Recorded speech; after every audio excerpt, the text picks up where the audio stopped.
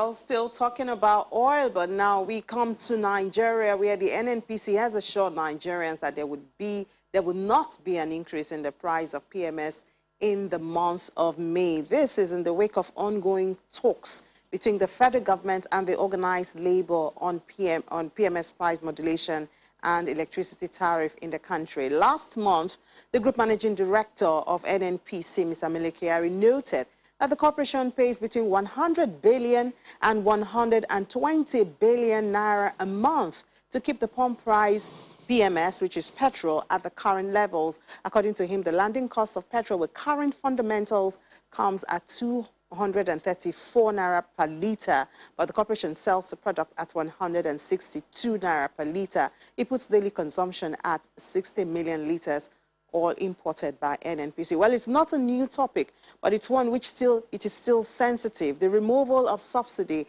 and the current economic issues. We have Mr. Udemezue, the managing consultant of Flame Academy and Consultant Limited, talking to us about that now. Good morning, Mr. Udemezue. Thank you so much for making time to be with us this morning.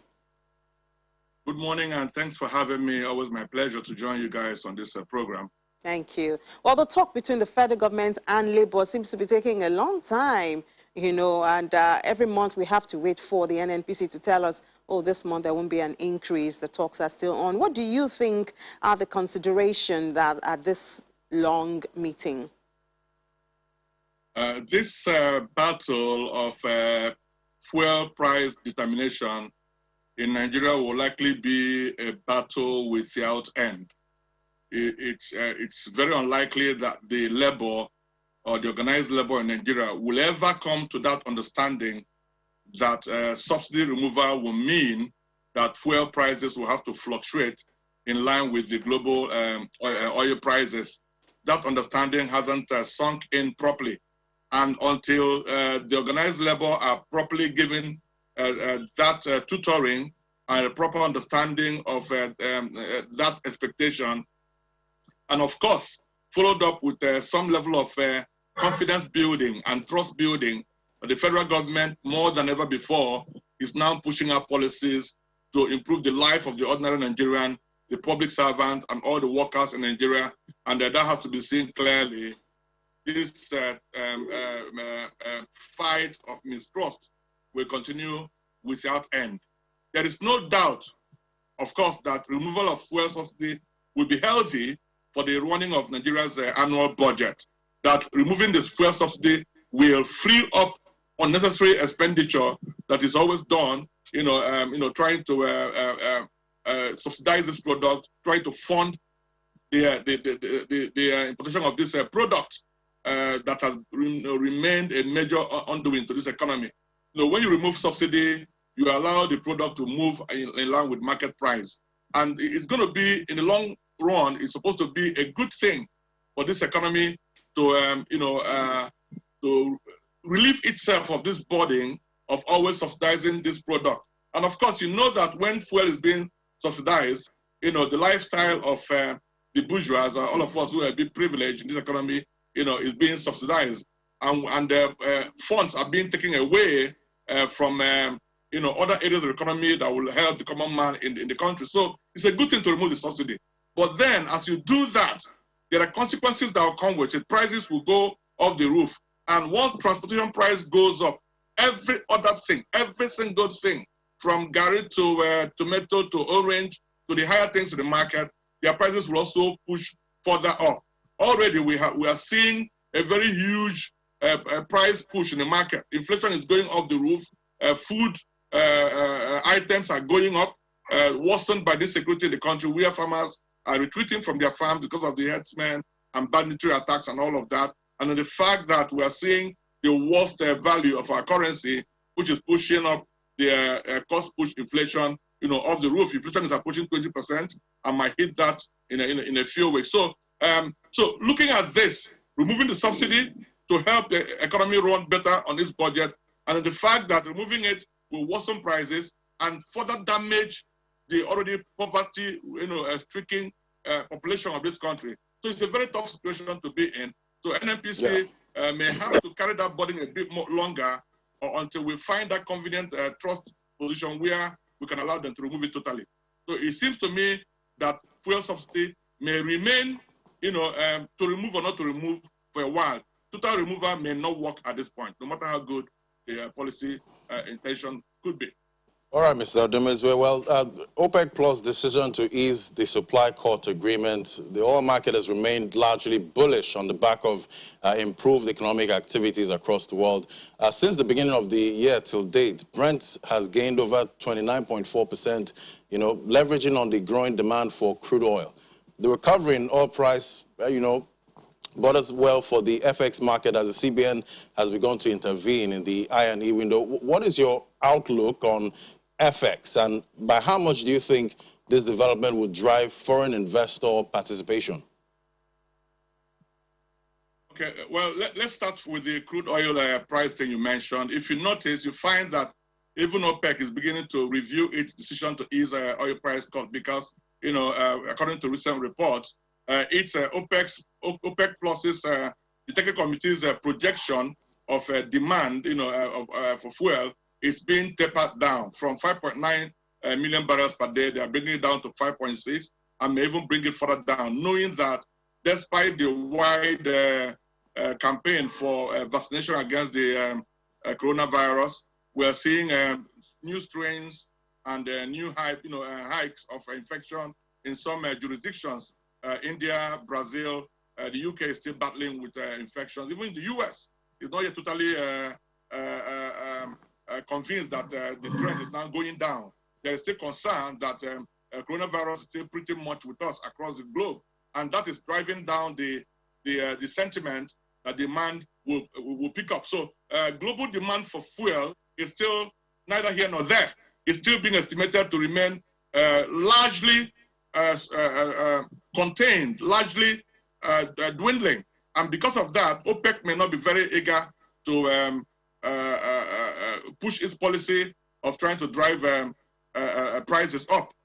So the cuts will remain, and even though that the cuts are meant to help push prices up, the demand drop is putting downward pressure on prices. So despite the fact that Brent crude has seen some losable amount of growth from January till now, that growth is remaining stagnant at this point. From 70, it has dropped back to about $66 per barrel, and may remain around that corridor for a while until we are sure that the war against the pandemic is largely won. And knowing, taking it from there, you will find that Nigeria's hope to gain more FX, more foreign exchange through oil sales, that hope remains a bit curtailed.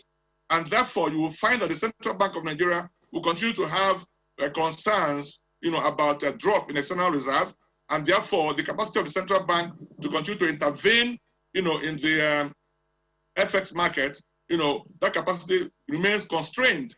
And consequently, you find that our currency will either retain the value it has now or may even further depreciate.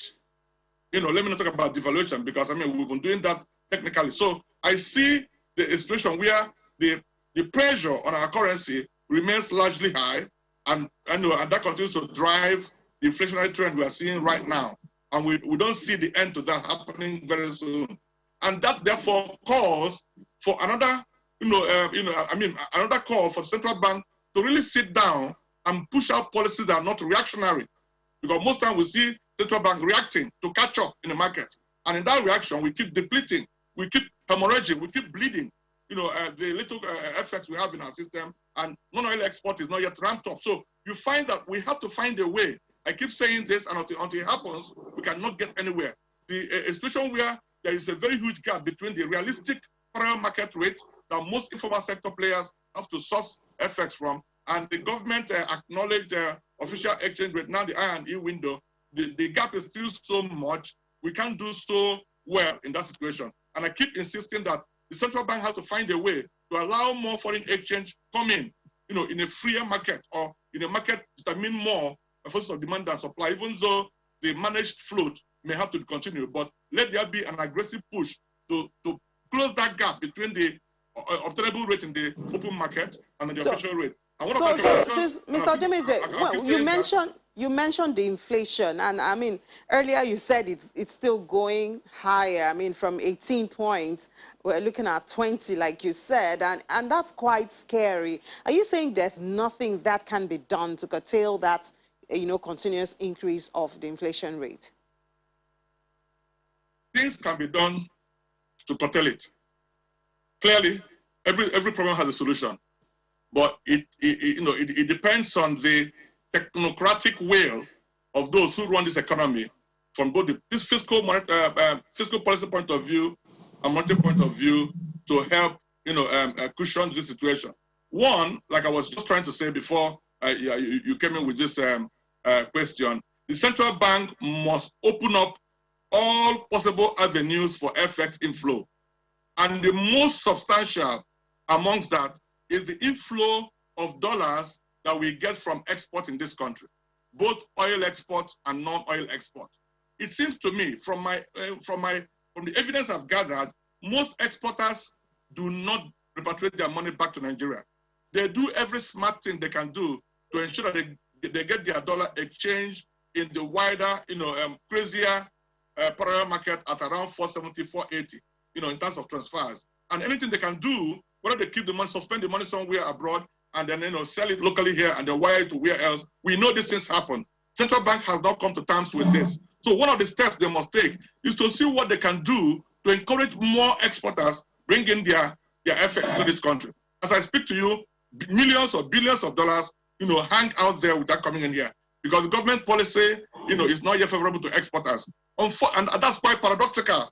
Yes. When we're having the kind of crazy things we're having right now, every monetary authority or policy maker must find a way to encourage local players who export to bring in their currency down here. So they must have to find a way to make that high window rate very attractive for exporters.